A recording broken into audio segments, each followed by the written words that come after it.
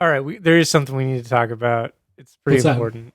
What's that, dude? We need to talk about the song "Breakfast at Tiffany's" by Deep Blue something.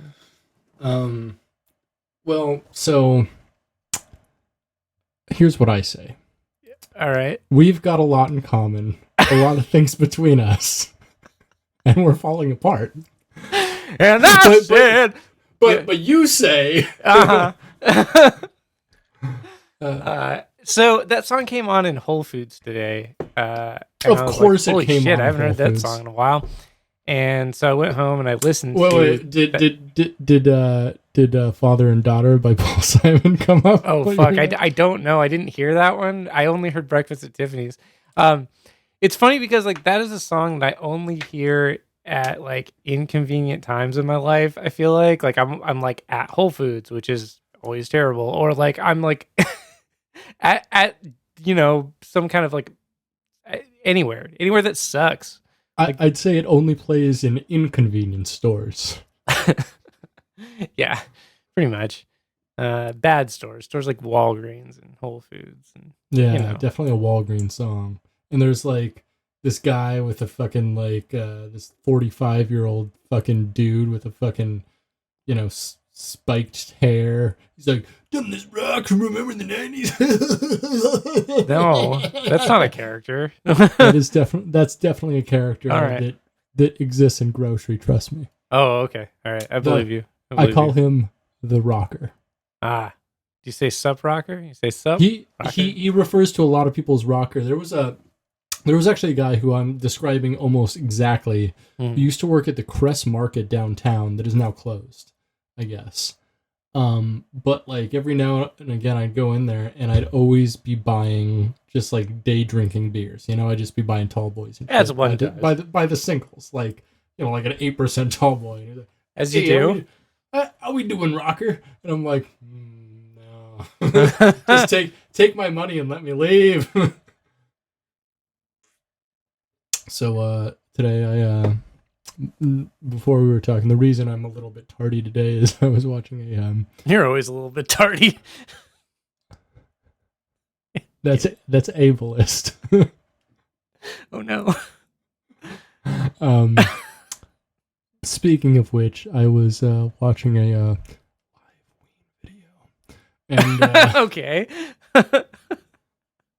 Ween. I have a lot of feelings about Ween. Like, I feel like I used to listen to them a lot when I was younger, and then I made a friend who was a really big Ween fan, and I kind of stopped. We call those wieners. Yeah, we do. Like, Ween is kind of like the band that you listen to when you're like in the mood for like Weird Al type music, but you strictly don't want to laugh. Yeah, that's a great way of putting it. It's like they're like proof positive that you're like mediocre enough songwriters for a long enough time. Eventually, a good jam band will like form around you somehow. And, I feel like it's more quantity over quality. There's just a lot. They don't have that many albums, though. It's just like every album they do is like something new, which I respect in a lot of ways. And like I don't hate Ween by any means. No. I just I struggle to get Ween. Yeah, for me, Ween, like every so I also feel similarly about Ween. Like I like some of the things that I've heard from them. But my problem with Ween is that when I attempted to get into Ween and started listening to more of their music, I felt like everything that they put out is like an inside joke with themselves that I'm not a part of. It's like if DTRM had better production, and it's like, but why would DTRM, if they had better production, would not have a fan base like that? So I'm like, I don't know. I don't know if this deserves it. Yeah, no, that's real. Yeah, Ween's an interesting one. They definitely are. 1 second, I'm gonna grab my vape pen and I'll tell you what's important about today, January 14th. Yeah. January 14th. So, in honor. Actually, I'm gonna take a dab right now in honor of a birthday boy. Whose birthday it is? I don't know whose birthday boy it is. Well, I'll give you a hint. Stoned and drunk, completely gone. Oh, wow. It is Zakk Wylde's birthday today. You know, that's so weird. I didn't know that, but I listened to the Blessed Hell Ride in its entirety today. I didn't know. It's weird how, like, just because we talk about it so much, we're becoming, like, fans of Zakk Wylde unintentionally, I think. Dude, okay, so I actually have things to say about the Blessed Hell Ride as an album, because I listened to it today, and there are some really good tracks on there, honestly, like, unquestionably, but there are also some really fucking stupid songs on there, and one common theme among the album that I remember noticing when I was a teenager listening to it, but what is more apparent to me now, is that he talks about getting high in every single song on that album. Yeah, the dude fucking gets high and smokes. Dude, he fucking smokes the chronic constantly. I mean, he's got to, because like literally every single song has some line about like being real fucking high, and I think that's pretty great. That's nice. It makes me like Zakk Wylde more. I hope he's getting high for his birthday today. You know he is. Yeah, he is. Getting high in heaven. He's still alive. Yeah, that's what they want you to believe. Zakk Wylde was an inside job, okay? The deep state is wild. The deep state is stoned and drunk, completely gone. Wow. Illuminati did the Blessed Hell Ride, brother. Yeah, they did. Yeah. So what you been up to besides listening to the Z-dubs? You know, I tried to build like a weird light in my bathroom and failed miserably, so then I like reused the parts to make a different light, and now I have this light and I have nowhere to put it. I don't know. I did that. That was cool. I've been like goofing off a lot and made some death metal. I've been playing a lot of video games because I don't know. Life is weird right now. You can't go out and do anything, so I'm like, I gotta occupy my time somehow. And I don't really like watching TV shows for long periods of time because I just get like bored. I don't know. I can't just sit still for super long periods of time. So I've been like trying to vary up the things I'm doing. So I've been like playing games for a little bit, and I'll get up and play guitar for a little bit, and then I'll like solder some stuff together for a little bit, and then cook something. You know, I don't know. I'm losing my mind. You know, yeah. Pandemic, well, ongoing. You're I'd say you're just more going off the rails on the crazy train. Oh yes, that is the technical term, the preferred nomenclature, if you will, for what I'm experiencing. Yeah. Yeah. I decided to try to grow a beard. Oh, yeah? Yeah, so I'm just like, I'm letting this stuff grow out. I'm going to see what happens. I don't know. I don't want a beard. Like, I actually, like, I don't think I'm a beard guy. Like, I don't think... You've talked about beard guys a lot, and I think I wrote a tweet about it the other day or something, about how, like, the higher up on your list of, like, defining features and things you talk about yourself your beard is, the less I want to talk to you. Oh, yeah, 100%. I do also agree with that. I am, like, kind of cultivating a beard here, but just out of absolute negligence for life. Yeah, I mean, well, you got to wear a mask all the time, so now's the time to experiment with facial hair. Right? Yeah, right? And it's like, you know, it's You getting scruffy? I'm feeling hella scruffy these days. Scruffy, no, it's like an inch long, dude. Nice. I got a beard going. Hell yeah. We're going to become beardly fellows, you know? Just that's not what I want, really. But yeah, it's not really what I want either. Like, it's not my look. I don't care. I don't know. It's just, I typically in life shave, like, pretty much everything except for the top of my head. But at this point, I've had, like, a lot of back problems in the last few months, so I just, like, stopped shaving, like, everything. Yeah. How's it going? It's fine. Yeah. I don't like it, but whatever. It's better than having like constant back pain because I need to shave everything. Sure. Yeah. I don't understand how those two are correlated exactly. Basically, like, I have sciatica right now, which makes it like very uncomfortable and painful to like gyrate in any way or like Oh, okay. even like tie my shoes or like touch my toes or anything like that. Ah, Like basically anything I'm doing with my lower back makes my left leg hurt all the time. that sucks. I'm sorry. It really sucks. Like the only things that are comfortable are really like lying down. Like even sitting down, I have to get used to the pain of it for a little bit. Terrible. I hate that. No, it's really bad. It's really disgusting. Terrible. intolerable. It's the worst thing, man. Yeah, I hate that. Well, what's a good Yeah. thing you got going on? I don't know. Life's all right. I got tons of white privilege. Oh yeah, That's a good start for hell anybody. yeah, Right? yeah. Gosh, I don't know, man. This episode's gonna be a depressing one. I'm not in a great mood. No, I, you know, like here's the thing though. I understand what that's like. You know, and sometimes it's really hard to muster up like positive energy. That's something that I've been dealing with a lot at work lately, honestly. Like because I don't know what it is, but I've just become very upset at having to spend what I think is the prime of my life going to work 40 hours a week.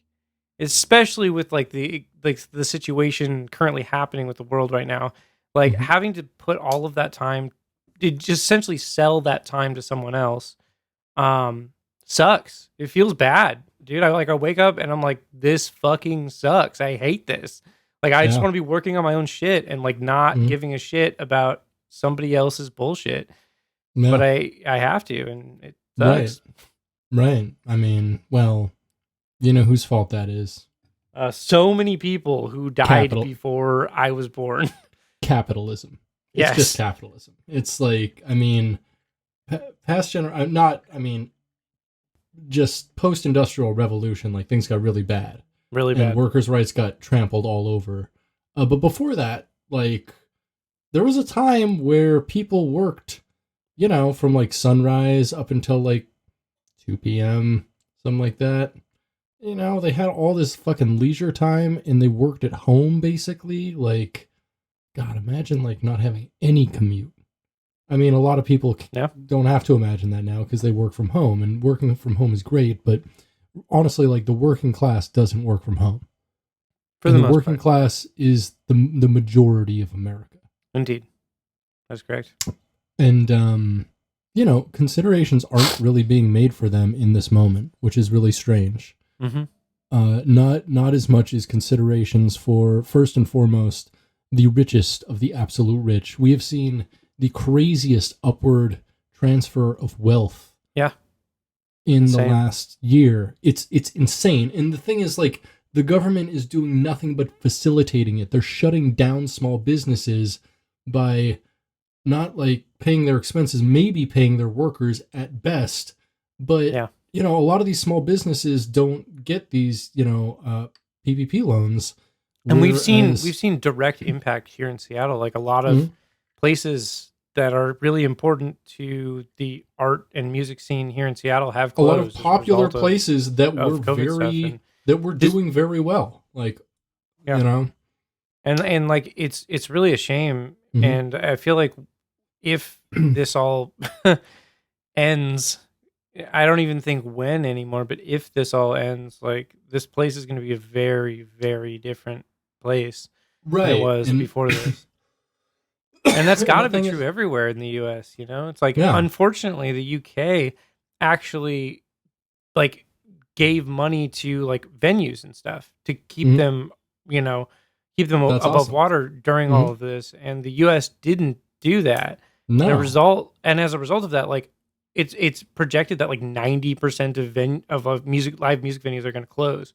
And sure, I mean, I guess like when things start back up again, like that stuff will find a place, but it's not going to be the same as it was. Like the infrastructure isn't going to be there like it was. We're definitely like, honestly, like a big part of what's happening now is we're seeing like a death of art at the hands of corporations, which is something that is, you know, at least since the beginning of the 20th century, probably before that, has always been a thing. Like, you know, because art oftentimes speaks truth to power, and corporations are power. And so it's always going to be, you know, an internal fight, but it's...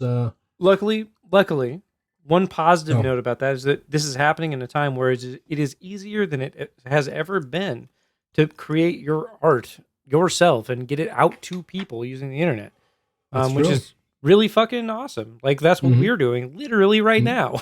We certainly are. We're and like we're two white people podcasting. Oh wow! I mean, look at that privilege on display right there. I mean, but for reals, like we're taking advantage of what's available to us in this time, and like trying to do something I think nice with it. And, like, there's something to be said for that. Absolutely.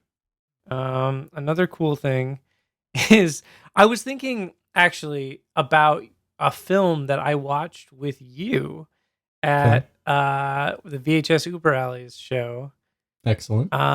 Shock 'em Dead. Do you remember that film? Oh, so good. The rock and roll horror one? Yes. Yeah, that's so fucking good, dude. Yes. And honestly, rock and roll horror has got to be one of my favorite genres. Like, so many rock and roll horrors are in my top films. Like, Shock 'em Dead is fucking great. Slumber Party Massacre 2 with the Driller Killer guitar. With the Driller Killer guitar is amazing. Amazing. Let's see.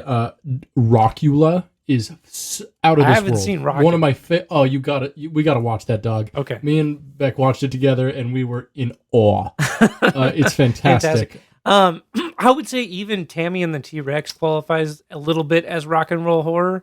Just the vibe of it is so rock and roll.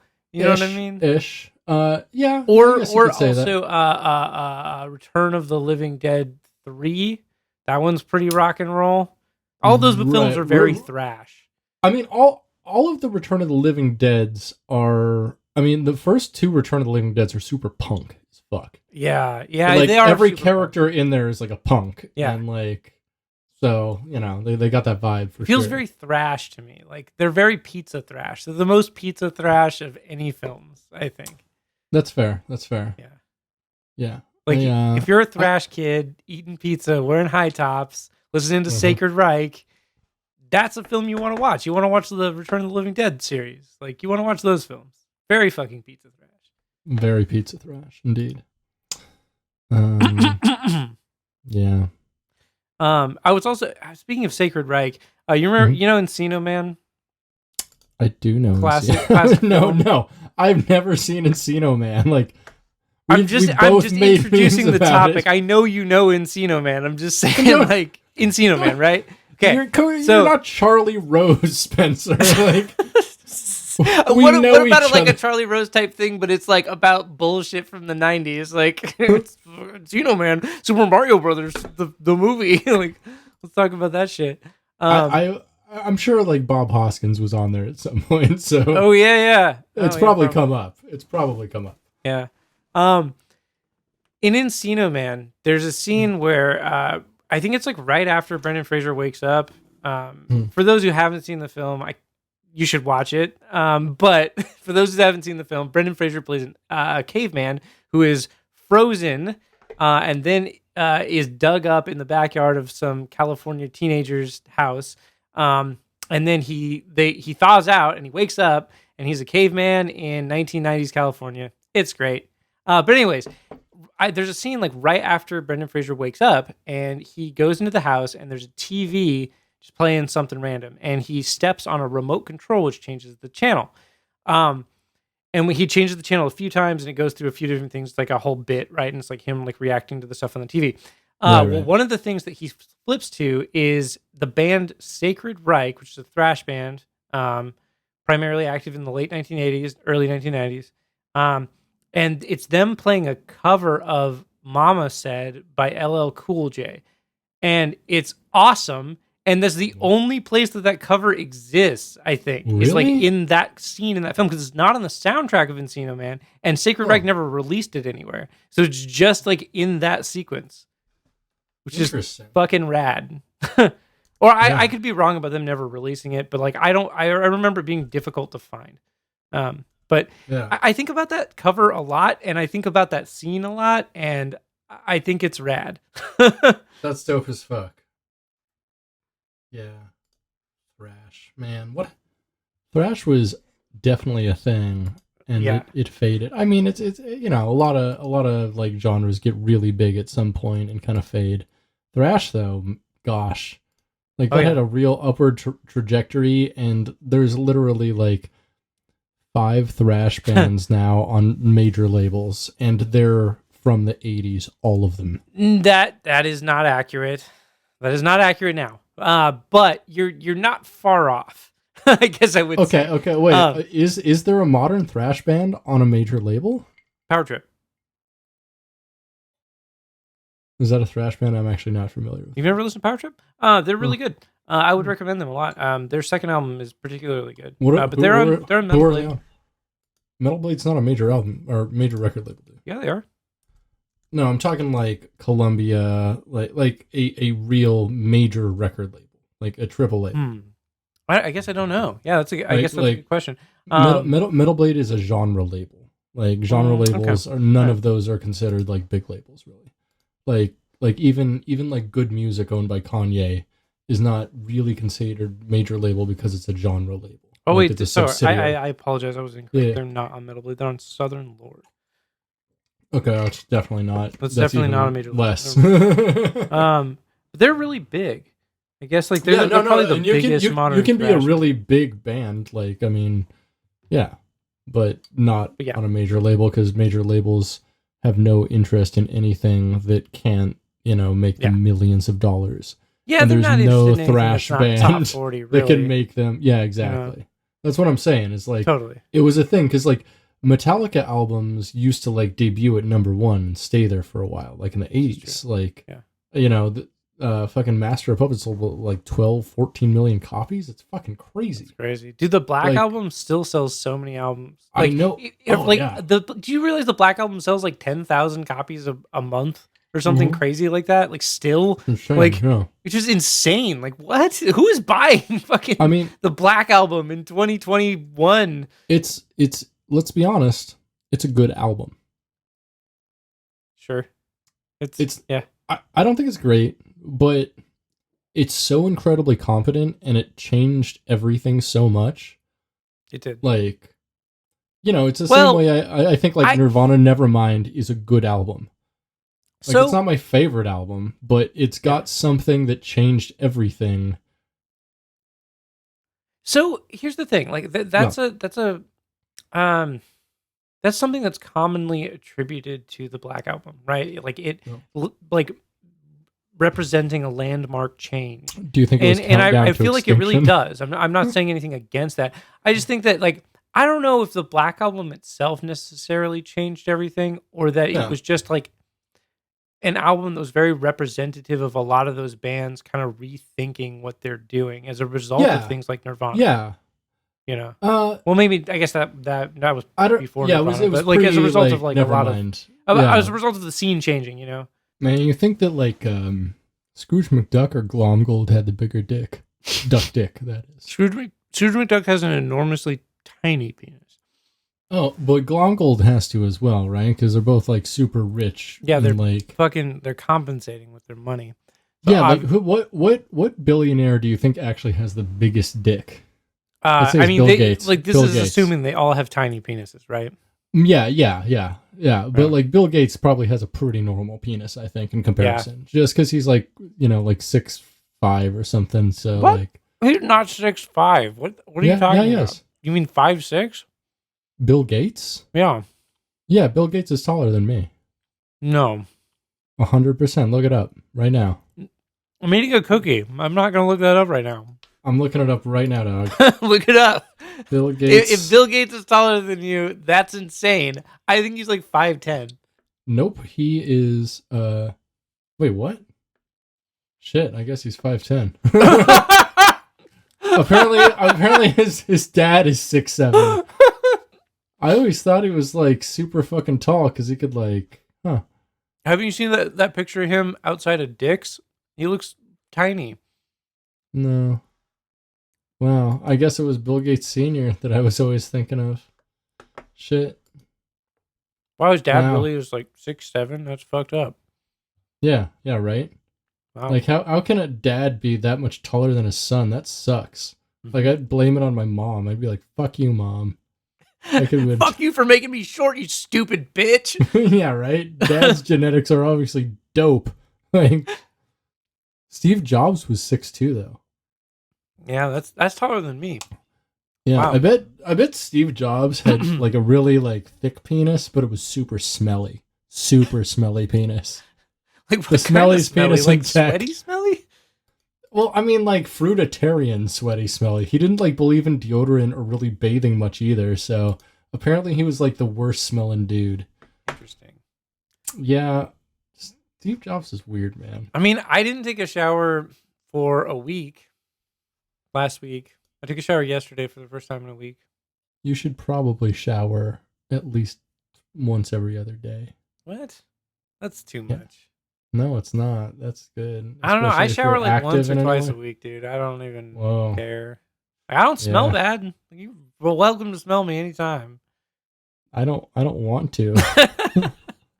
I don't have That's much fair. of a sense of smell, but like maybe that's why I'm your friend. You don't. Yeah, fuck yeah. Okay.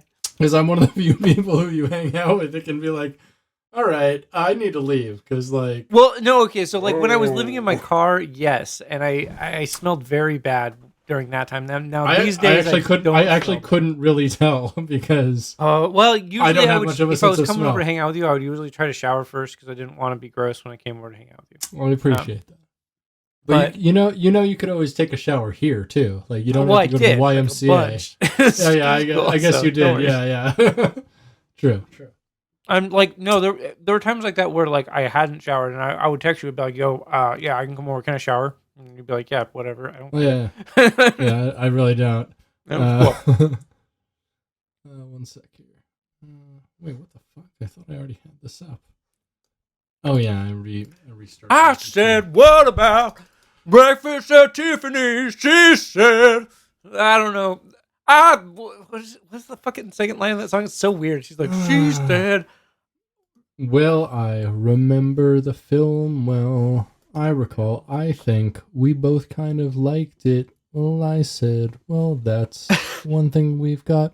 And so it's about them watching. I know what the song's about. It's like the shittiest song. It's like the worst concept for a song. I would actually like. I mean, I always thought like when I was younger, it was about like them having breakfast at a place called Tiffany's, right? No. And then I I know. Yeah. And then I found out it was about them watching the movie, and then I found out it's a book too. Oh. And now I like to believe it's about them reading the book to each other while eating at a diner called Tiffany's for breakfast. Sure. That's my headcanon now. Yeah, that makes the most sense. Occam's razor. Does it? What? You know, whatever. Occam's razor scooter. That's a great meme page. That's pretty good actually. Yeah. Hey, I'm Spenser. And I'm Brit and Ryan Straw. Since 2011, Buckethead has released 284 albums in his Pikes series. And we're going to listen to them. 3 at a time. This is Getting Head, a Buckethead.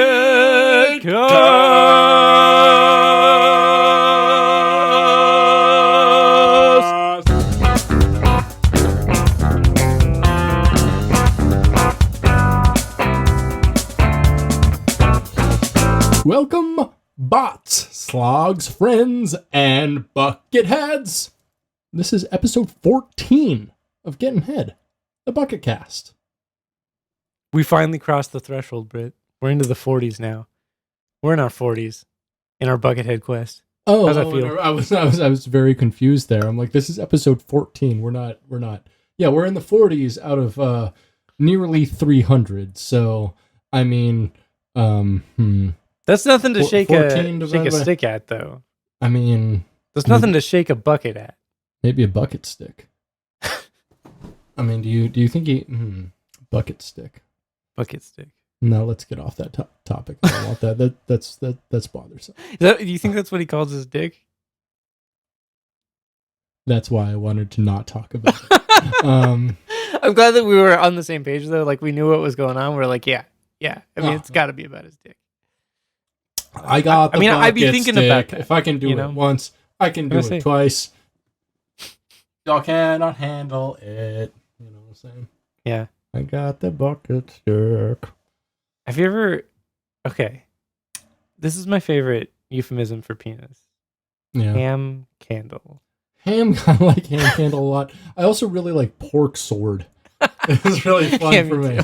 Yeah, like I, for some reason, like pig meat is the funniest euphemism as a meat for a penis. I don't know why. Like It's that's why I like monster hog. Yeah, yeah, You know? monster hog. If someone's like, hey, check out my pulled pork spork, I'd be like, whoa, that's great. I love that. I don't even know why. Yeah. It's just Sure. a pig meat, and I'm okay with this. Yeah, that's just how you. That's just the preferred nomenclature for your penis. Yeah, just something phallic, and then a kind of pig meat. Like, Exactly. God, we already talked about what's going on. What you been jerking off to lately, dog? Yeah, you know me. That's all we talk about here at Gettin Head of Bucketcast is what we jerk off to. Yeah. Hell yeah. Getting Dope. jerking off and cast, dog. A jack and cast. Yeah. Getting. Yeah. No. Oh, by the way, today at work we were talking about like pumpkins, and then we got on the idea of Jack O'Lantern, and I'm like, wait a second, is his full name Jonathan O'Lantern? Wait, is Jack short for Jonathan? I've never heard that. You haven't? No. Really? Yes, you have. How? John F. Kennedy. Jack Kennedy. You've heard it. I've never heard that. You've never heard Jack Kennedy? No. From I've always John F. heard Kennedy? it as John F. Kennedy. Really? Wow. You've never heard Jack Kennedy? No. I mean, I guess you don't really pay attention to like historical politics or. I've listened to some history podcasts, but like, yeah, that's better. You've never heard Jack Kennedy then? That's weird. Yeah, I don't know. Nobody's ever referred to him that way. No, Jack comes from either Jackie, but also Jonathan. Like it originally comes from Jonathan, which is super. That's very interesting. My coworkers and I were talking about the origin of the name Dick as a shortened version of Richard. Yeah. But my coworker thought it was a shortened version of Robert. And we had a conversation about that, and he was like, "Whoa, what the fuck am I thinking?" Like, it was weird. Yeah, that's dumb. He was very wrong. I mean, Bick, I guess, because like they got Bob and Bobby out of Robert somehow, but I mean, Bobbert. And you know the etymology of all that was in Middle English, and so you only find this with fucking dumb white people names. Like they just took names and shortened them. So like the way you get Dick is Richard was shortened to Rich, Rich made Rick, and Rick made Dick. And I don't understand that at all. And I hate it. Not gonna lie, I don't. I mean, I actually do in a way, because like I have made stupid nicknames for people just out of spite. Yeah. Yeah, and I'll be like, "Hey, what's up, Spenser? Menser." Actually, no, like Sponsor Hodge. I have historically called you that a lot. So like, if Sponsor Hodge also rhymes with Monster Hog. Just saying. Sick. Yeah. You love to see it. Yeah, you do. Monster Hog energy drink. Unleash the hog. We gotta make that a business. Like we gotta make an organic all natural energy drink called Monster Hog. Yeah, okay. And like the lawsuit alone that Monster will bring to us will give us enough fame to at least make some VC money off of it before totally cutting out and moving to some Pan-Asian island country. Wonderful. I mean, like, that sounds like the dream, honestly. That's the American dream at this point, is fucking making a risky, weird investment and kind of dropping out on it like a con before anyone notices. Oh, yeah. And then just like... running away. No one can sue me because now I'm a dual citizen of Indonesia. Thank you very much. Like, oh, you love to see that. I love it. Love it. Hell yeah. That's the business. Indonesia right sounds pretty good though. Like Thailand, pretty cool too. I want to go there. Never been there. Want to go there. Could be pretty rad. I mean, you've listened to One Night in Bangkok though, right? So you can kind of get it. Murray Head's a pretty good tour guide, I'd say. Yeah. No, I agree with that. Not as good as a tour guide as Buckethead, though. You know what I'm saying? Yeah. Mr. Head. Mr. Head, indeed. We listened to 3 Buckethead albums. Wait, no, don't, shut up, no,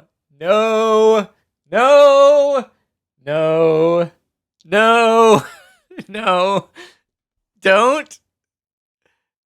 Okay, all right. Brit. Spenser. I'm never gonna remember. Also, you almost did. There was a 6-second delay on you not being a dumbass today. Okay, Brit. Can you do me a favor and lay on a bucket fact, please? Bucket fact, bucket fact, bucket fact, bucket fact, bucket fact, bucket fact, bucket fact, bucket fact. I said, what about bucket and facts?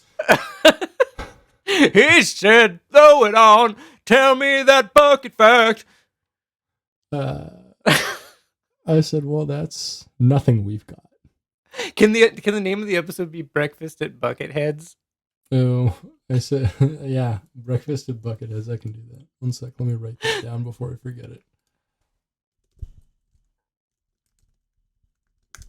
What do you think Buckethead would make us for breakfast? We hung out at his house. Oh man, he has a lot of like microwave type meals and stuff. I imagine. I mean, he's got a lot of microwave meals. Yeah, no. You know, he's like. I think he might have given up on having a refrigerator, and now he just has a giant chest freezer. Right?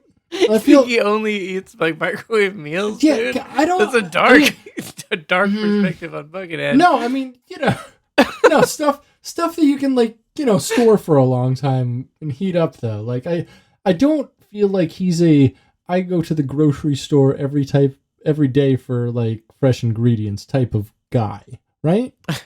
I mean, he could be. For all I know, he could be like a strictly like organic vegan. He actually seems like he could be that too, honestly. Like if maybe. Yeah, I don't know. Yeah, I could actually super imagine that he just goes out without the mask, maybe like in a ponytail, no one fucking recognizes him, obviously. And, he's got like his Toyota Prius in California. And so he's like, Does he he fits live in in with California? everyone else. I don't even know where he lives. Yeah, he still lives in California. Yep, absolutely. Where? Pretty close to where he grew up, from what I understand. At least like, so people get stuff, mailed to them from him because he sells a lot of stuff like personally on his website, and like the postal codes and stuff and the return address stuff is always from like around the same place in California. San Mateo or something? I don't remember. I'm not even gonna look it up right now. Okay. All right. Yeah. It's somewhere in SoCal, like LA-ish. I'm sorry, I derailed us here. I do want to know what our. I do actually have a bucket fact today, and it's it's kind of a minor one, but one that I found pretty interesting, especially because the guitar is really cool. So, in 1991, Buckethead collaborated with a guitarist and composer named Henry Kaiser. He's actually very good, and you should check him out on an album called "Hope You Like Our New Direction." And like as a gift for like working with him in this collaboration, and because he was like so impressed with him, Kaiser gave Buckethead a custom Steinberger GS guitar, which is absolutely amazing. Like it's this beautiful guitar with like this splatter paint job, almost like looks like a Jackson Pollock painting. I'd recommend looking it up right now while I'm talking about this. Okay. Look up Kaiser's Gift, Kaiser. And so in bucket lore, it's become known as Kaiser's Gift because it was given to him by a guy named Henry Kaiser.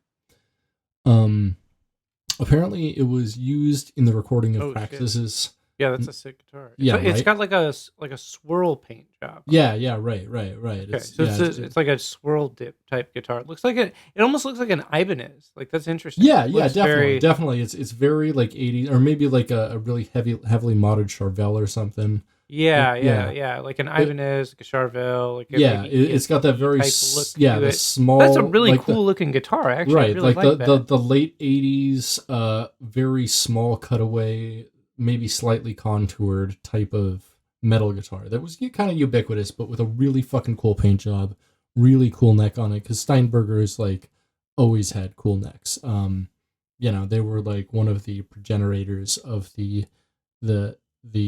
headstockless guitar, where like the tuning pegs and the way you tune the guitar was on the heel of the guitar, essentially the bridge. Well, they kind of had a separate bridge mechanism, but like they were kind of the same thing, which was cool. Anyway, so I put Steinberg GS into Reverb just to see what would come up. Right. Only one guitar came up. You want to guess how much it is? It's in really good condition, I guess. I'm gonna guess like 4,000. You're not far off. 3,200. Yeah, so I can't imagine how much the one owned by Buckethead was, right? Well, I mean, at the time, I can't imagine that they were that much. They exactly. Like but now, like if if this one is like a couple grand, like the Buckethead, the one owned by Buckethead, is gonna at least fetch like $10,000. Oh, well, yeah. But that's a totally different thing, right? Although, the attachment to him. So it was used on the transmutation numbers, I said. Oh, really? But yeah. Sorry. Yeah, it was used on Praxis's 1992 album Transmutation, apparently, and it's even included on like the promo photos, like in a booklet. But nobody has ever seen him play the guitar live. In August of 2002, the guitar was given away in a contest on Buckethead's website. However, the name of the recipient was never announced, and it was never mentioned again, but apparently on some like YouTube channel somewhere, there's a picture of the guy with the guitar. And so it's still kind of a mystery to this day where Kaiser's gift remains.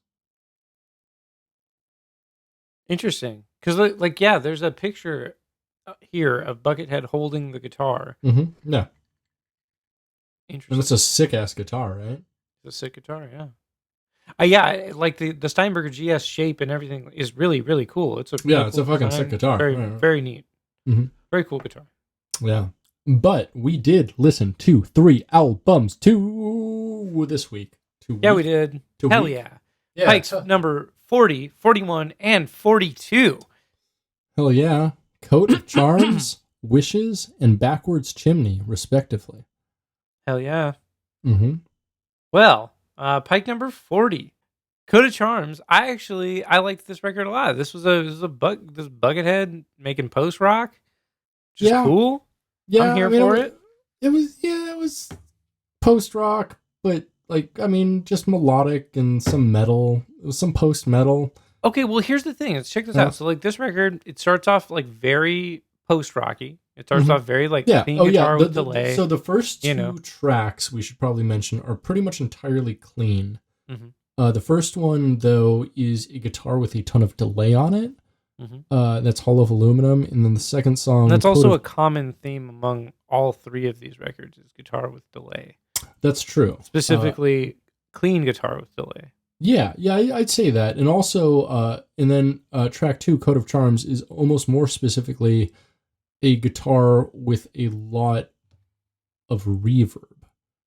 And there's a lot of both reverb and delay on, I think, all 3 of these albums. More delay on all 3, but definitely tons of reverb on Pike 40, Coat of Charms, and Pike 41, Wishes. Certainly. So it gets heavy in part 4. I'd say it gets heavy-ish in part 3. So, at part 3, it turns into a series called Jettison, and I've actually seen it broken up into Jettison part 1, 2, and 3, but also Jettison part 1 through 6. Yeah. So I'm not sure. The one I listened to was Jettison parts 1 through 6. And that's the one I saw on YouTube, but when going back and actually looking at some track listings and stuff from other people who reviewed it, there were only 3 parts. And so interesting. I don't know exactly how we're going to talk about this, but for me, the first 2 tracks, it was the Jettison Part 1 was kind of a psychedelic metal thing. And then it was kind of the same thing, but it got a lot softer at the end for part 2.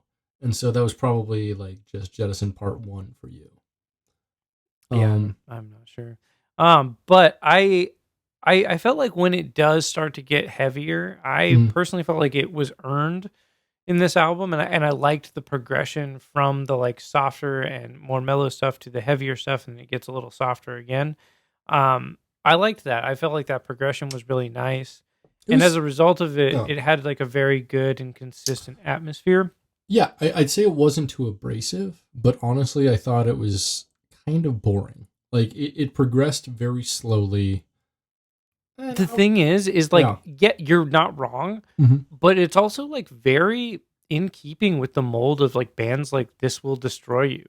Like honestly, like I listened to that album and I was like, this could have been a This Will Destroy You album. Like or this could be like a band like that, like one of those like post rock bands, because they all kind of make music that's very akin to this, like very, very mellow, and then it builds up I feel to like a heavier thing. Or maybe like a Mogwai album or something like that. Yeah, totally, you know. And like I was impressed by Buckethead's ability to do something like that. Like I listened to this and it very much felt like it could be a release by like a post rock band. And I thought it was cool. It was nifty. All right. Yeah, so for me, it was all right. It was it did have a progression to it, but it was pretty slow for me. I thought it wasn't too eventful and not thrilling, and so I'd say in Buckethead land it would be a good album for like the water ice stand.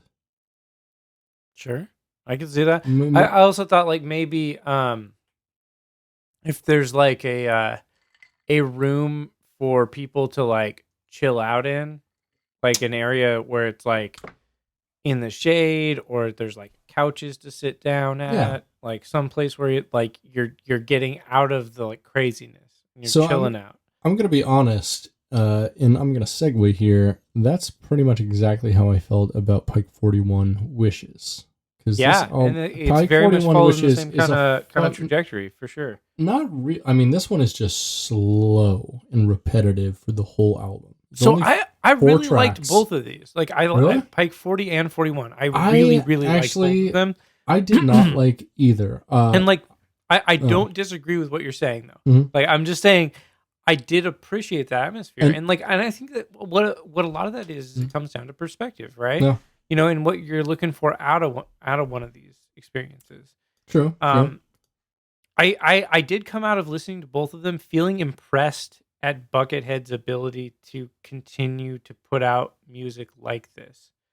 And I guess so. What I mean by like this is we've listened to 42 of these albums, and I genuinely feel like they are different. Like he does a lot of different things, and it's all like competently put together music, and like that's impressive. I'm starting to feel very like at the same time I can definitely put together like categories of albums. Like this is for sure. I'd say honestly his albums really fit into about 6 or 7 different molds at this point. Yes, I call this one Bucket Post. Yeah. And post bucket. Post bucket. Post bucket is good. I like post bucket. I like it a lot better than like a funk metal bucket, I'd say. Yes, agreed. My favorite bucket though is I think the rarest bucket so far, which is complete like ambient bucket. Oh, like, you mean noise bucket or like bucket? No, I mean Pike 13 bucket, like which I'd say I would differentiate that from noise bucket, because noise bucket is more like the like Halloween pumpkin and Pikes. Yeah, which are very noisy and cool, and I like them a lot. And they're definitely outliers. Yeah, they're maybe on my top 10 though. I like those both a lot because they're like, I mean, not just like, hey, I'm good at guitar, the album. And I'm like, that's fine. Like lots of people are great at guitar. I want to hear what you have to say, Buckethead, but you don't talk. I want to Bucket hear what you have to Bucket say. Straight up, dog. Totally. And like that's, it's funny that you bring that up, because that's something that I was thinking about too. Mm-hmm. Like he is diverse in the amount of in the like the types of music that he puts out, but we can, at this point, having listened to as many as we have, we can definitely start to categorize them in individual like different styles, right? There's like the power / speed metal Buckethead stuff. There's like the sludge Buckethead stuff where it's like very down tuned. We see a little bit of that in the next one in Pike 42. For sure, but there's also even a little bit of that stuff in Pike 40 when it starts to get heavy, because he again uses his baritone guitar. I would actually like to point out that Pike 41 is the first Pike in which I know we hung out the day it was released. Oh, interesting. Tell me more. It was your 25th birthday, dog. Oh, really? Yeah. Oh, fuck. Yeah. Was that the year I gave you the fucking Ferengi head lunchbox? No, I think that was your 26th. Okay. Maybe? I don't remember a lot of that time very well. I believe your 25th you were still living at the Monty house. Okay. Before you were living with Emmy in that place, and that weird dude who only ate oil came over. Which is when you gave me the Ferengi head lunchbox. That was when I was living in Shoreline. Right. Well, that was when I was living on my own with just Emmy.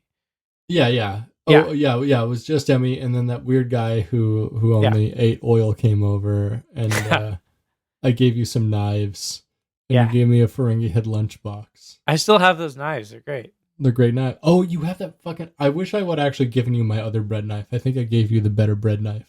It's a really nice bread knife. It's a really nice bread knife. Yeah, and actually, that's the only one I don't have. I hate that I don't have that one, but I can't get it back at this point, and it sucks. Oh, Emmy has that bread knife? Yeah. Dog, it's good. I got you. I'll get you a bread knife. No, it's good. I'll get you a bread knife, dog. I need to eat more fucking bread, dude. I love bread so much, but I never eat bread. Vegan. I never have it, and then like sometimes I like to make it, but even when I do that, it's like it's always for like a very specific purpose. I don't know. I need to make more bread, I think. Anyway, so track by track, this album's not bad. It just goes on a little bit long, and honestly, track 3, The Sky is Heavy, it's too long. Too long and too repetitive. I really like that track though. That track is good. It's like a good post-rock song. I mean, you're right. It is too long. Like it's very long. It's 15 minutes long. Like it. I did enjoy it. I thought it was fun. I feel like if you like bands like This Will Destroy You, or this album would have been a great 20-minute album, not a 30-minute album though. Like it's a little too long, I'd say. Sure. I mean, and that's fair. But that's how I feel about a lot of those post-rock bands, So it's like, I agree with what you're saying, but also like I don't necessarily feel like that's a knock against it. Like it's just it's in that style, and I don't know, for what it is, I think it's pretty good. And what it is a very overlong, dramatic post-rock song. That's about right. Yeah. And it's slow, soft. The Sky is Heavy is definitely the most dramatic of the three. Oh, yeah. That one was my favorite one, even though like I do agree. Yeah, it's too long, and it's like it's very over dramatic. But I don't know. It works for the style, and it's a fun track. I didn't like this one as much as Pike 40. I think Pike 40 is better because of the transition between like soft and then heavy. But this one is pretty much all soft, but it's not super soft. It's not like ambient soft. It's just like soft. And a lot of repetition. I feel that. Yeah. I'd say as a soundtrack in Buckethead Land, it would be really good for the daycare center. I thought that too. That's actually literally what I wrote down. Like, that's really funny. Wow, I thought like any kind of like child care area. Yeah. I said the daycare center because it's like, I don't know, there's a certain level of playfulness but calmness to the entire album. Like there's definitely a calm. There's no point in the album where I feel like it would really aggravate a child or like put them in a bad mood. And so I was like, okay, this is something like that I feel like Scott would put on at when we worked with childcare at the YMCA together. Honestly, sure. and like he was good at like chilling kids out. Like he was a good childcare dude. That was okay. I didn't really care about kids. I hate kids actually. So, like there was like 4 kids who I was like, yeah, you're fucking a nerdy queer. You're sick. Let's hang out.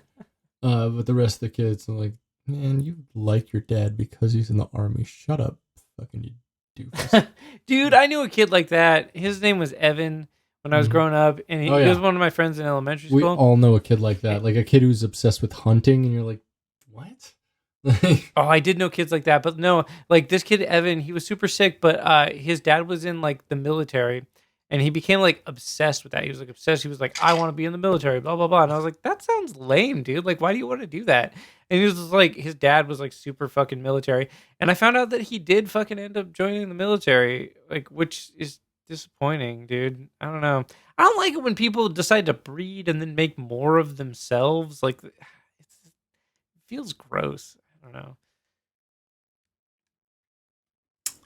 Yeah, it does.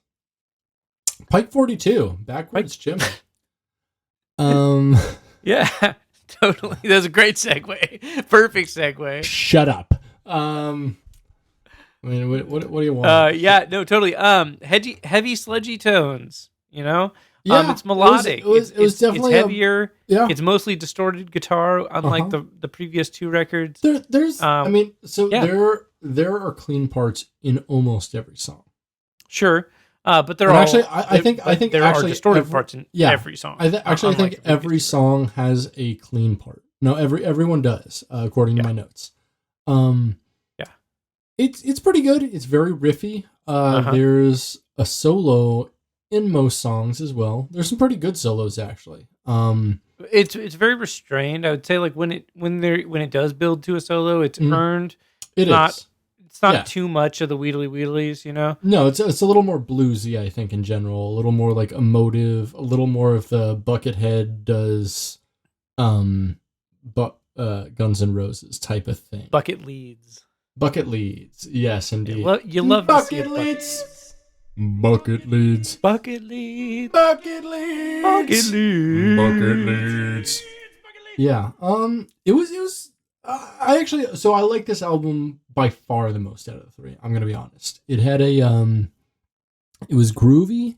It had a very southern vibe to it. Like, it did a lot of like root, low fifth, and then like high second, high fourth, and that's like a very fucking southern thing, like a very like almost banjo thing to do. And he did like some cool kind of picking in here, where I wasn't sure if he was like finger picking or like flat picking or what exactly he was doing, but he was doing some cool guitar stuff here and there. Yeah, totally. There's some baritone guitar on here. Oh yeah, I think most of his albums have exclusively or just a lot of baritone guitar. I wouldn't say most. Even this album, I feel like this album is only about half baritone guitar.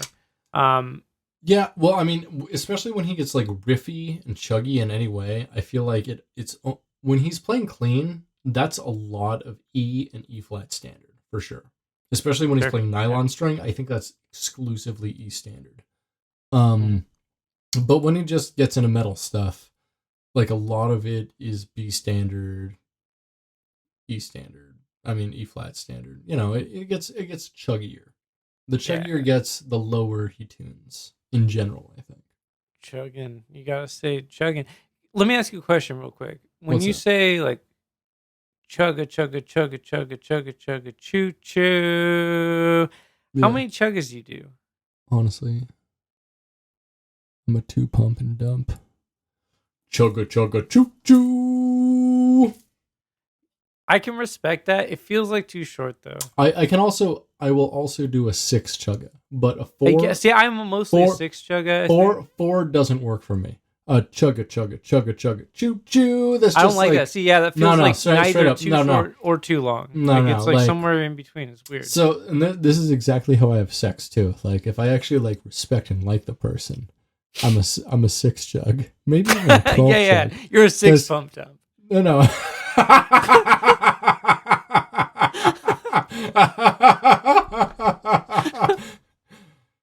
I plead the 5th, Your Honor.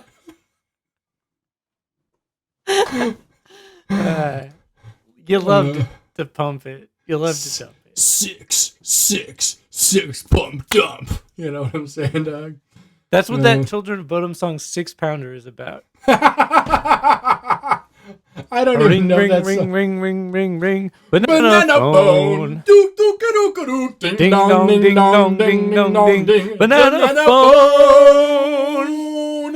It's no baloney. It ain't no phony. Cellular banana phone. Don't need quarters. Don't need dimes to call a friend of mine. Don't need computer or TV to have a real good time. You see, all right, I'm done. Raffi is amazing. Raffi, and I can't stress this enough, fucks.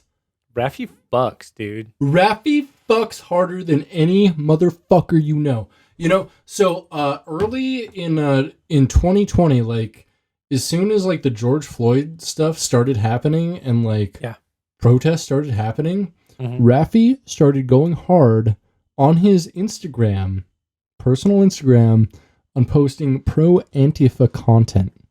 Yes. And I'm not gonna take a political stance here. Oh wait, yes I am. Fascists suck. Raffi fucks. Hell yeah, dude. I love that. Straight up. That's what we need to chant at rallies from now on. Yeah, dude. Fascists suck. Raffi fucks. I mean, I don't think that should be politically divisive in any way. Really, it shouldn't. Like, we all grew up on Raffi. We all can agree that the more we get together, the happier we'll be. Because your friends are my friends, and my friends are your friends. Hello, Zebra. Hello. Zebra's both of our friends. And that's why we're still friends, is because I have a cat. That's the only reason. Yeah. I have a cat and we do a podcast together. Otherwise, we're mortal enemies like seeds and watermelon. Wow. Okay. That's why they made them seedless, Spenser. How do you feel about people that put salt on watermelon?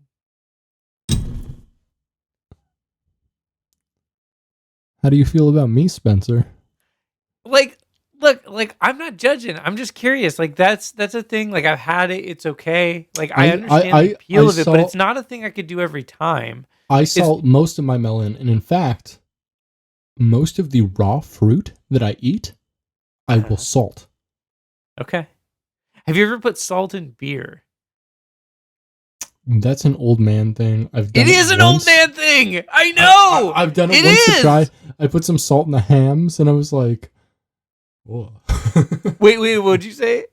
I put some salt in a hams beer. You ever That's had an old man beer. Exactly. Because I was like, this is an old man beer, and like old men salt their beer. Yeah, so they do. Maybe this is something I should try. And I was like, whoa. Bro, okay, so in Anchorage, Alaska, there's a bar called the Peanut Farm, which I'm sure you've been or you're familiar with. I'm familiar with it. I've actually never been. I went there with my cousin once, and we were there like eating sweet potato fries. That place had some hella good sweet potato fries. And I was there eating sweet potato fries and drinking a beer with my cousin, and there was an old man there pouring salt into his beer, and we were like, what the fuck's up with salty beer over here? Like, old man salty beer shit. What the fuck is that? Was it the VFW wasn't open that day, or like? I've never had a salty beer, and I don't know if I can. Like, it sounds terrible. Like, I had garlic beer once at a garlic festival in Oregon somewhere. So the idea behind salted beer is like it's what makes cheap beer taste a little bit better, or at least like it dehydrates you a little bit more, so you can like kind of get drunk faster because it makes you more thirsty. Okay. Yeah. I don't know. It weirds me out too. So you did try it though. You put some salt in the hams. What happened when you put the salt in? Did you finish the hams? Yeah, I drank it. It just tastes like a saltier beer. It's a little bit more flavorful, and like the hop profile pops a little bit more. But like in this day and age, like you can find the beer that you want that like complements your taste. And so This is true. I mean, I guess like back in the 60s and 70s, that privilege did not exist because like, you know, you go to any bar and they probably have like 3 beers on tap, maybe like a beer, like Budweiser, Brit. Bud Light, and maybe a local beer at best. Brit. Yeah. Brit, what are bars?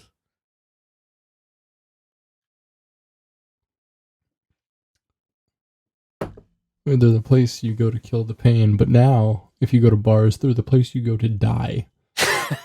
So I mean, like, yeah. Hate to Yeah. see that. yeah, you do, and it's like It was fun to be able to go out to bars, you know. Like I exactly. do. Yeah, no, I Weirdly love, enough, I like love despite bars. the fact that like I'm I guess friends I've with spent so a many relatively limited amount bartenders. of time Yeah. in bars. I mean, but there are certain bars I've spent a good amount of time in. Yeah, But I miss that experience of just being able to like Yeah. just go sit in a place and drink yeah. a beer. you had you your know. birthday in a bar one time at least. What? You had your birthday in a bar one time at least. Yeah, I did have Yeah. my birthday at a bar, and it was such a good experience. That was a great Yeah, it was experience, fun. and like that was Yeah. awesome. It was Fantastic. It was actually let's talk about that real quick though, because it was super weird. Oh right.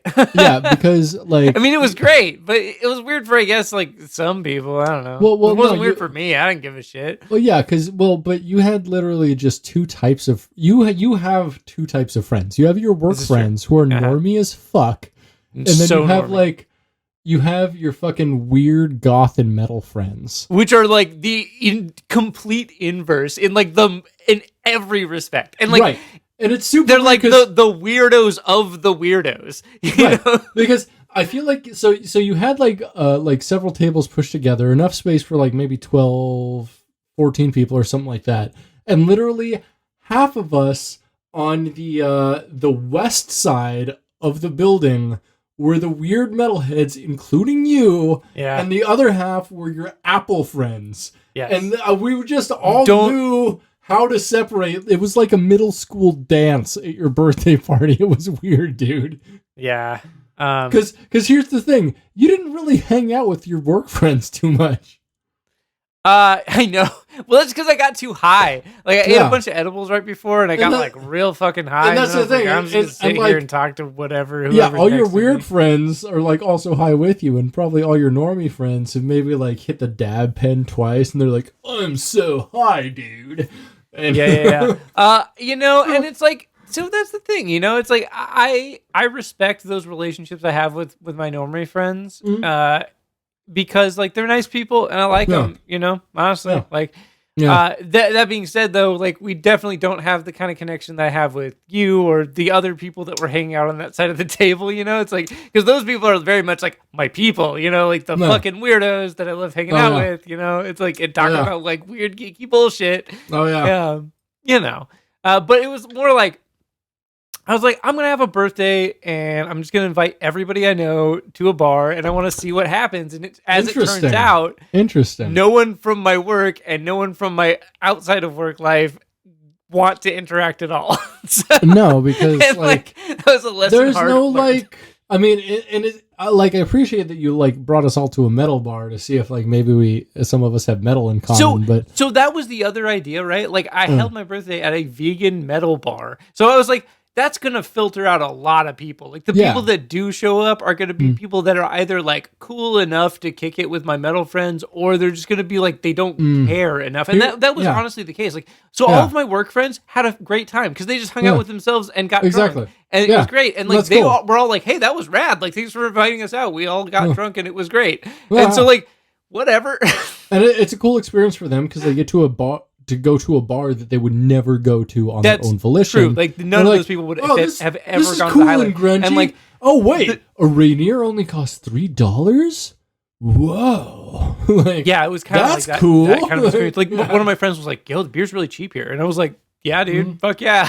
So, it's a it fucking was metal chill. dive bar. What do you have you never been to one of these? Like, Yeah, like I I mean, only they go to go to bars on trendy the bars, Ave, you know, and I'm 'cause like, they're oh, normie folks, sorry. but like they're fucking nice ass people. Like I love Yeah. the people I work with; they're great as fuck. But like they are like very yeah, they were normal. nice. They were not toxic. Like, they were so just I like play out metal of place. Yeah. sometimes at work, but like when I do, people are like, "Oh, wow, listening to some music down here, huh?"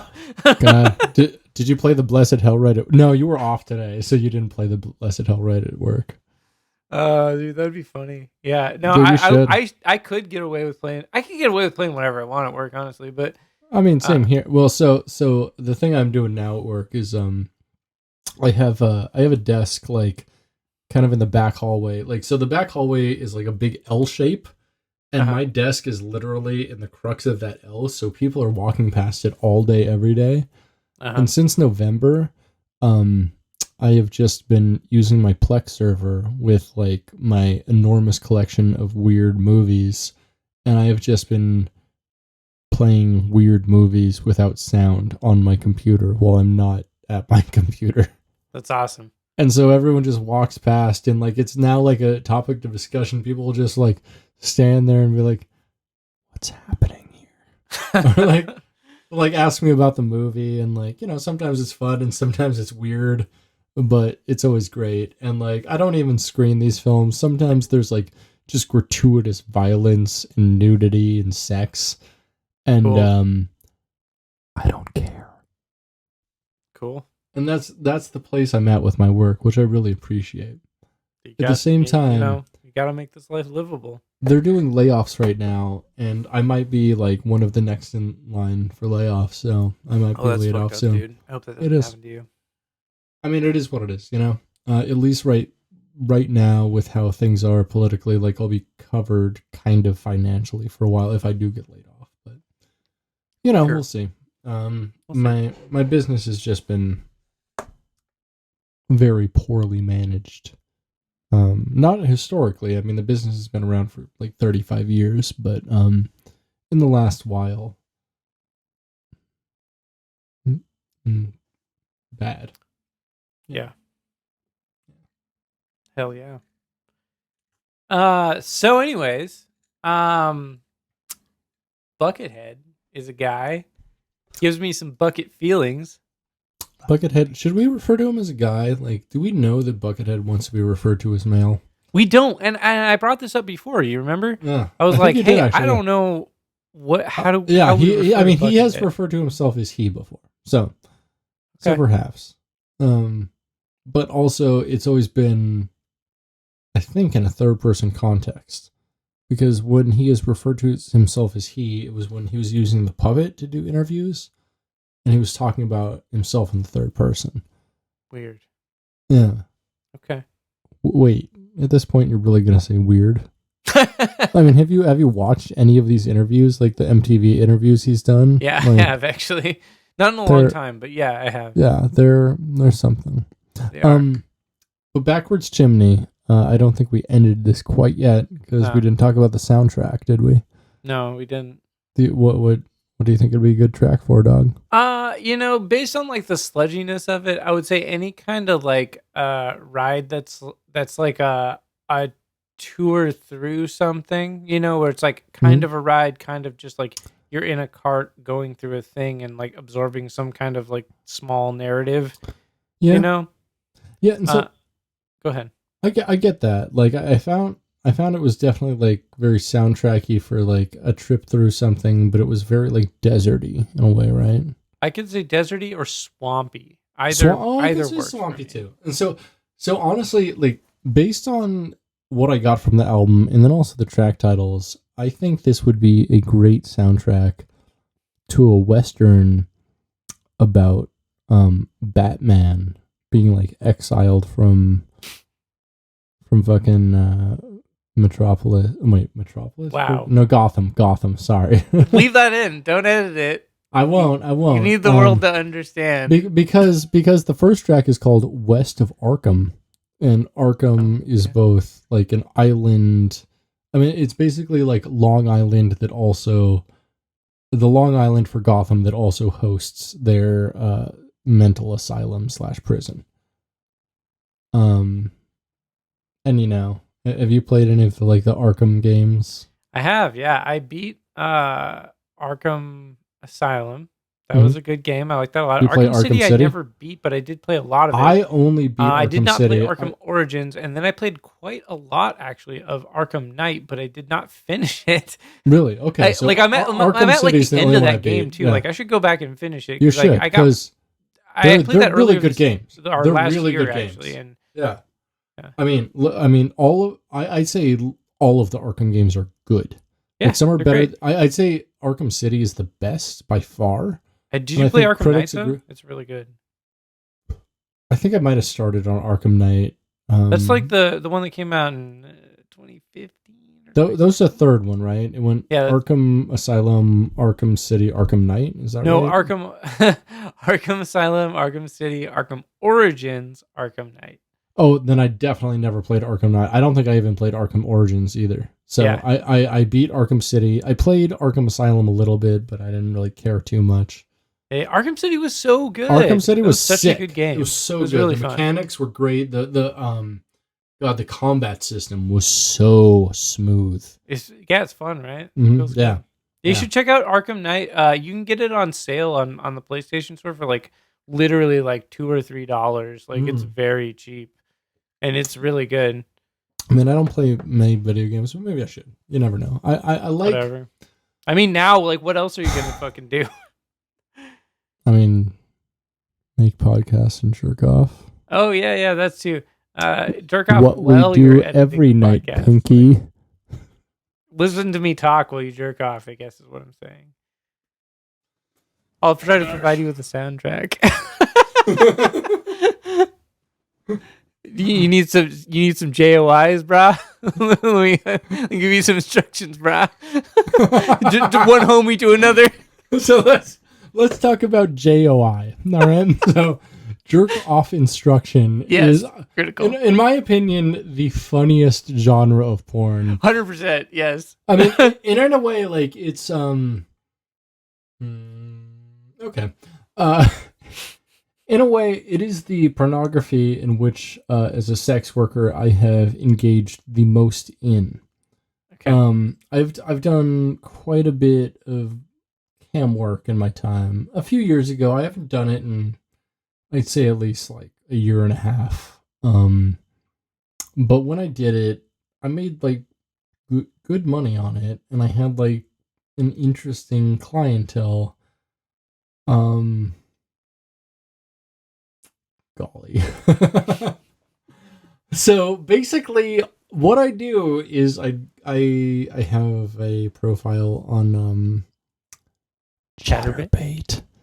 And I'd go on there and I'd basically just hang out naked, just jerking off. And just jerking it, just chilling. I got a decent body. I got a real nice dick. Sure. And so I just hang out, because a lot of people just hang out clothed and wait for people to come to them and build the thing and whatever. But people who were just ready to fucking jerk came to me. And they were like, this one's already unclothed. They're ready to do some weird shit. And guess what? They were right. Yeah. You got to get weird. I mean, what are you doing, right? You only YOLO once. Yeah. You got to YOLO at least once, I'd say. At least once, I've YOLO'd at least 3 times at this point, and it's I YOLO. I YOLO between 2 and 4 times a day, definitely. Yeah. In the words of Lil Jon, get low. But in my words, get low. YOLO. Hell yeah. Hell yeah, with Vinnie Paul. Yeah, indeed. Indeed. R.I.P. R.I.P. Vinnie Mudvayne. Okay, I gotta tell a story really quick. We're getting way sidetracked here, but I don't care. R.I.P. cocaine in the Golden Corral restrooms. Wait, what? Yes, exactly. Yeah. No. So here's the thing that I've been doing. Yeah. I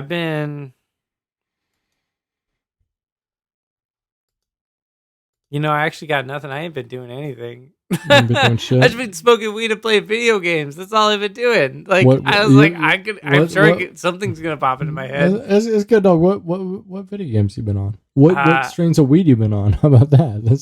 What was that? What was the last part? What strains of weed you been on? Always indica, only indica. I don't fuck. I don't know.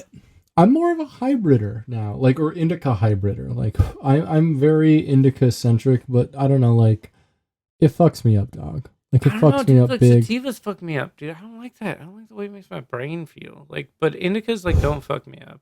Well, that's because Spenser. That's because you're like super manic. You're hyper manic, and so like you need some medicine for that, and that's what indica is. Yeah, indica like chills me out. It's good. Like I don't get like crazy, you know. That's one thing that when I say crazy, like what crazy you mean is like me being like just super like aggressive about like shit that doesn't matter to anybody but me. Hypermanic. Yes, exactly. Hypermanic. That what I just said. Like, yes. So what you just said is what I do, and so when I do the indicas, I don't care anymore, and it just happens, and it's good. And that's the thing is like I definitely absolutely used to be 100% the same way. Whereas like the most destructive parts of me and the parts of me that I wanted to like be the least present were the manic parts. Mm-hmm. But I'm getting to a point in my life to where like the depressive parts are also unpleasant. Truly. Yeah. And so a hybrid part is nice because, you know, it mellows out the hypermanic and the hyperdepressive of both of which I, you know, have symptoms of, but I don't think I am 100%. No. So what you got? What can you recommend that I do? What can I recommend that you do or experience? That's a good question, dog. Honestly. Yeah. I'd recommend taking a long road trip, even if it's just like one of your days off. Just like drive for 8 hours somewhere. Yeah. Hang out for a few hours and head back. You know, it's not. Mm-hmm. You know, you can stay up that long. Whatever. If you have a friend there, maybe, you know. Mm-hmm. I've been considering like, you know, hitting people up in weird places. God, honestly, I'm sorry. Do you notice how awesome my face looks right now in this lighting? Yeah. Like I look like a weird superhero. Yeah. It's a very like cinematic shot for sure. Absolutely. Yeah. But yeah, I don't know. Maybe I should just start hitting up people I know. Maybe I kind of want to take if you ever want to do it, I kind of want to just take a weekend trip down to LA. Yeah, dude, totally. Yeah. Me too. I mean, like, right now sucks, you know, because of everything. But yeah, still, like, that is something that I would really like to do. I would do that with you. That'd be great. Yeah. It'd be cool to go hang out with Scott in Bellingham. That'd be cool. Oh yeah, we should do that too. I've got friends all over. Also, like, honestly, like even a place like Boise, Idaho. Like we've got a place like fucking Devin would let us crash at his place. I think. Yeah. Yeah. Or at least me. Maybe not you. I don't think we're enemies. I don't know, man. Like, I mean, I don't think so. I'm friends with the dude. I don't know about you. I mean, there are plenty of people in the Alaska, like 2005 to 2007 music scene that I would consider enemies, but Devin is not one of them. Want to go to Detroit? No, shut up. That name shall not be spoken on this podcast. No. Unacceptable. Unacceptable. This is Getting Bad at Guitar, a Riggs cast. Oh, fuck. Riggs isn't bad at guitar. No. He's just short irritating. At life. Okay, so if I was going to recommend anything, I would say, okay, here's a fucked up thing that I've been doing, because, like, I get high a lot, right? Like, I talk about that a lot. I like to you know, imbibe in the marijuana, you know? I don't know what you're talking about. So here's the thing I like to do, right? I like to keep cookie dough in my fridge, and then, like, anytime I'm, like, high as fuck, I can just throw a couple cookies in the oven, dog, and then just eat some fresh cookies with some milk. Do you make your own cookie dough? Wait, milk? Not milk. Vegan milk. Oat milk, specifically. I like oat milk a lot. Which oat milk do you do? Oatly. Oatly full original fat. Or Oatly full fat? Oatly full fat's good.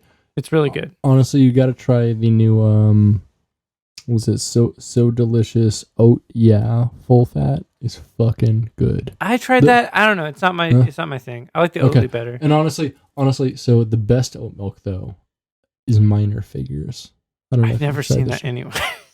We carry it at my work. It's like, for some reason, like lower fiber and higher carb than like all of the other oat milks, but it's definitely the best oat milk I've had in my life.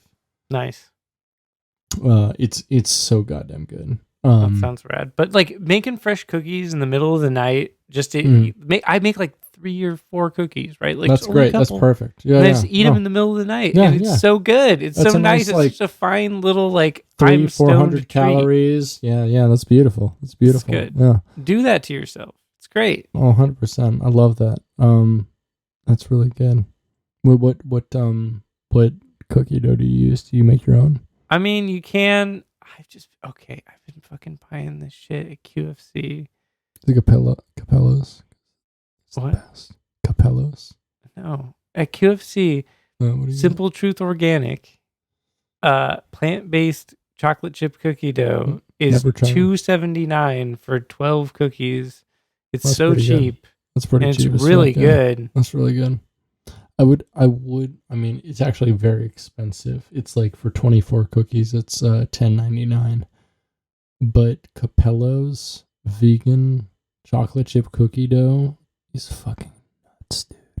That sounds good. I'll have to try that. Capello's I mean, I got plenty of money, so whatever. They make some of the Maybe best. I'll go to your work and buy some bullshit one of these days. Yeah, straight up. Come on over. I mean, it might not be my work for long. We'll see. Fuck. Namaste, right? Whatever. All right. Well, anyways, guess that's it. I think that's all we got for today. Is it? Do I have to go eat a giant salad now? Yeah. I'm gonna toss that salad, baby. Actually, I'm not. I'm gonna make a blue cheese wedge. Oh shit! Yeah. Fuck yeah. Do that. Best. Sounds dope. Yeah. Who's the oldest man you've hated this week? Oh fuck! I always hate old men at work, dude. Like, I know, old men they're are like worst. the enemy old men of me are the worst. I mean, actually, for me, it's old women. I mean, old women are great. Like, they're way more chill with me than old men. Old men are fucking buttholes, and I hate them. Right. When it comes to tech, I feel like old men are the worst. But when it comes to like retail, old women are the worst, and it's a separate thing for sure. Yeah, for sure. Yeah, they're like, old women are like nice to me at work because like they're like, I have no idea, and then I'm like, oh, it's just this, and they're like, oh wow, and then but the old men are like, I have no idea, and that makes me angry. I'm like, oh, it's just this, and they're like, no, fuck you, you're wrong, and I'm like, no, I'm not. Fuck you. No, yeah, exactly. And for me, it's the exact opposite. It's like old men come to me like, I'm unhealthy. What will help? And I'm like, well, okay, so let's start. And old women are just like, you don't have Sasandra root vitamin extract. Why? And I'm like, bitch, I don't fucking know. Like, I don't do it. I buy milk. I buy milk and vegan meat. Come on, just fuck off. Like, yeah, totally. Yeah. People do that shit to me at work, dude. Like, I have all of these problems. I'm like, okay, I can help you with none of those. And that's the thing. It's like, I don't know what you want from me. I just fix the broken stuff, and none of your shit's broken, so get out of my face. Right, and so, like, I feel like old people are all kind of problematic in a way, right? But all of them have different problems. This is true. And the only old people that aren't problematic, honestly, are the really nice ones who have a lot of people surrounding them who love them and will help them out. That's a really good point, actually. And the more lonely you get as you get older, the more intolerable you get to everyone who's younger than you. Wow, that's too real, dude.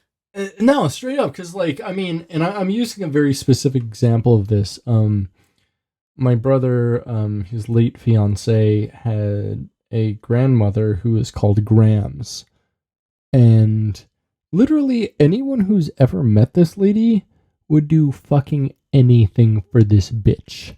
Like, she's like the type of old person who's like, I mean, almost like just a fucking like a female version of Mr. Rogers. She's like, "Oh, how are you doing, honey?" And she's just so fucking warm and nice, and she does everything to help everybody, and she's so like active, and Yes. like she texted me, and I'm like, "Bitch, I don't even know you, but I love you. What's up?" Like, Awesome. no, straight up, like, and that's some good shit. You know, there's definitely such thing as aging with grace, and that's something that I'm worried about because I haven't really like, you know, built a family or any real. I mean, a lot of lasting connections, I guess. Like, you and me are gonna be stuck with each other for a long time. Unfortunately, and yes, Beck this is too. true. No, like, we're a trifecta of sadness. Like, Excellent. he's probably gonna get married to some doctor and like stop talking to us, and we'll be like, "Fuck you, brother." And then Yeah. it's just gonna be You and me. I think, are on a very similar life trajectory. For better or worse, mostly worse. Honestly, I don't know if that just like made me or you sadder. I'm not. Anyways, if you'd like to follow me on the internet, you can follow me at New Metal Karate Society. I post memes on Instagram. Whatever. Yeah, and you also do some Twitter stuff. We do some Twitter stuff at a Bucketcast. There it is. And also you can follow us on fucking Instagram at a Bucketcast or We're at Bucketcast on Instagram. Bucketcast, whatever. Just look up Bucketcast. It'll come up. I'm at the Queer Goth on a lot of stuff. Oh yeah. My cat is at won't shut the fuck up on everything. I love that your cat's in the shot though. That's great. It's good to My see. cat won't shut the fuck up. Come here, cat. I love you. See. I love how you won't. I love how you just yell at me to just like touch you. This has been Brit. And this has been Spenser. You've been listening to Gettin Head, a Bucketcast. Stay greasy, Bucketheads. Namaste. This has been Brit. This has been Spenser. You've been listening to Gettin Head, Bucketcast. Stay greasy, Bucketheads. Namaste. Namaste.